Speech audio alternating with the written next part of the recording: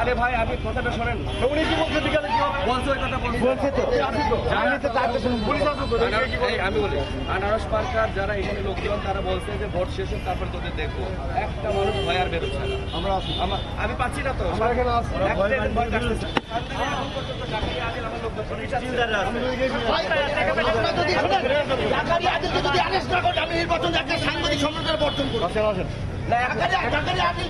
এখনই বের করে দিচ্ছে, দুইজনকে বের করে দিচ্ছে, এখনই ভোট দিতে গেছে।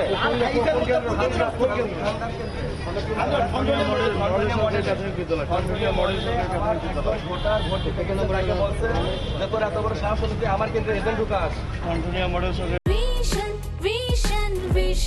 100% কপার কন্ডেন্সারে তৈরি ভিশন ফ্রিজ, তাই গুণে মানে অটুট থাকে বছরের পর বছর। আমি খবর পেয়েছি থনটনিয়া এই কেন্দ্রে আমার এজেন্টকে ঢুকতে দেওয়া হচ্ছে না, এবং আমি আসার পরে এখানে বিভিন্ন ক্যাডার একটা চোখের সামনে আমার ভিডিও করা আছে, কিছু কিছু তারা মানুষকে ভয়ভীতি প্রদর্শন করছে, ভোট কেন্দ্রে যেতে নিষেধ করতেছে, এবং তাদের ভয়ে আমার এজেন্টরা এখান থেকে পালিয়ে চলে গেছে। আমি 10 মিনিট আগে আমি এটা ঘটনাটা 8টার সময় আমি এসপিকে আমি মেসেজ দিয়েছি হোয়াটসঅ্যাপে, এখন পর্যন্ত কোনো ব্যবস্থা হয়নি।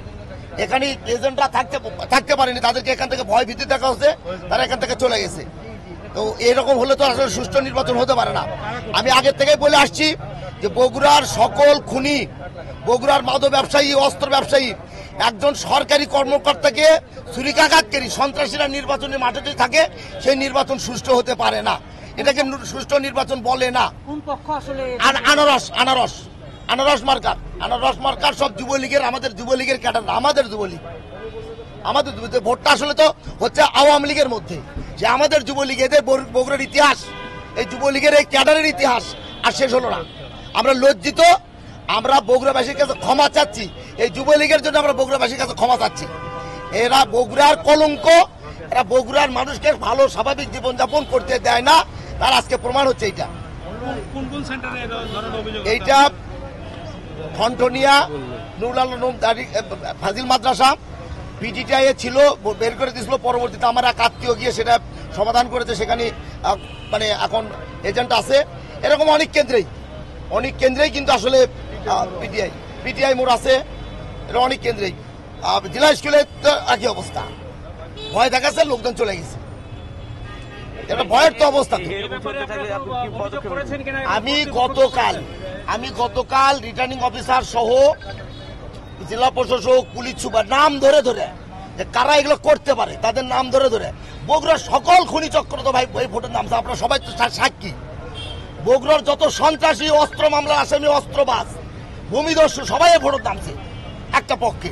এটা তো আমি কয়েকদিন যাবত বলছি, যদি তাদের বিরুদ্ধে ব্যবস্থা না হয় তাহলে তো নিরপেক্ষ নির্বাচন বলা যাবে না, কোনো সুষ্ঠু নির্বাচন সম্ভব নয় যদি এর ব্যবস্থাগুলো না হয়। আমি বারে বারে বলছি যে প্রত্যেকটা নির্বাচনের আগে আসলে অস্ত্র উদ্ধার অভিযান চলে, সন্ত্রাসী গ্রেপ্তার অভিযান চলে, অথচ এই নির্বাচনকে কেন্দ্র করে বারে বারে অভিযোগ দেওয়ার পরেও আজ পর্যন্ত প্রশাসন কোনো ব্যবস্থা গ্রহণ করেনি। আমি দুঃখ ভরাক্রান্ত আপনাদের সামনে বলতে বাধ্য হচ্ছি। এই অবস্থায় আপনি এখন কি সিদ্ধান্ত গ্রহণ করবেন? আমি সিদ্ধান্ত গ্রহণ করব, এরা এলাকায় মাসুলমান দেখাচ্ছে, তাহলে আমি আমার এলাকা আছে, আমি সেখানে বের করে দেবো। যদি আইনি ব্যবস্থা না হয়, আমি কিন্তু আমার এলাকায় একই ঘটনা করাবো। যদি আমার এর আগেও জানিয়েছি, আমি এর আগে আপনাদেরকে জানিয়েছি, সকাল থেকে অনেকগুলো কেন্দ্রে আনারস মার্কার প্রার্থীর লোকজন আমার এজেন্টদেরকে অনেকগুলো ভোট কেন্দ্রে ঢুকতে বাধা প্রদান করেছে, ভয়ভীতি দেখে তাদেরকে ভোট কেন্দ্র থেকে সরিয়ে দিয়েছে। এখন পর্যন্ত আমার এজেন্ট যারা, তারা ভোট কেন্দ্রে আসতে সাহস পাচ্ছে না। এখন আমরা বিষয়টি তাৎক্ষণিকভাবে নির্বাচন পরিচালনার সঙ্গে সংশ্লিষ্ট সবাইকে জানিয়েছি, কিন্তু তারা এখন পর্যন্ত কোনো ব্যবস্থা গ্রহণ করেনি। এটি অত্যন্ত দুঃখজনক। আমরা সমস্ত কেন্দ্রগুলোতে আমাদের এজেন্টদেরকে নিরাপত্তা দেওয়ার দায়িত্ব তাদের ছিল, কিন্তু তারা সেটি দিতে ব্যর্থ হয়েছে। তো সকাল থেকে এই অবস্থা চলছে অনেকগুলো কেন্দ্রে। সুষ্ঠু নির্বাচনের ক্ষেত্রে এটি একটা বড় বাধা। আমরা একটি নির্বাচন সুষ্ঠু এবং নিরপেক্ষ অবাধ নির্বাচন শান্তিপূর্ণভাবে আমরা চেয়েছিলাম, প্রত্যাশা করেছিলাম, কিন্তু সকাল থেকে যে অবস্থা চলছে অনেকগুলো ভোট কেন্দ্রে আমরা ইতিমধ্যে যে খবরগুলো পেয়েছি তাতে করে নির্বাচনের পরিবেশ সুষ্ঠু নেই। এই অবস্থায় কি করবেন? নির্বাচনের ব্যাপারে আপনি কি সিদ্ধান্ত নেবেন? আমরা আর কয়েকটি কেন্দ্রের খবর দেখবো, আরো কিছু সময় দেখবো, দেখে তারপর আমরা আমাদের সিদ্ধান্ত জানাবো।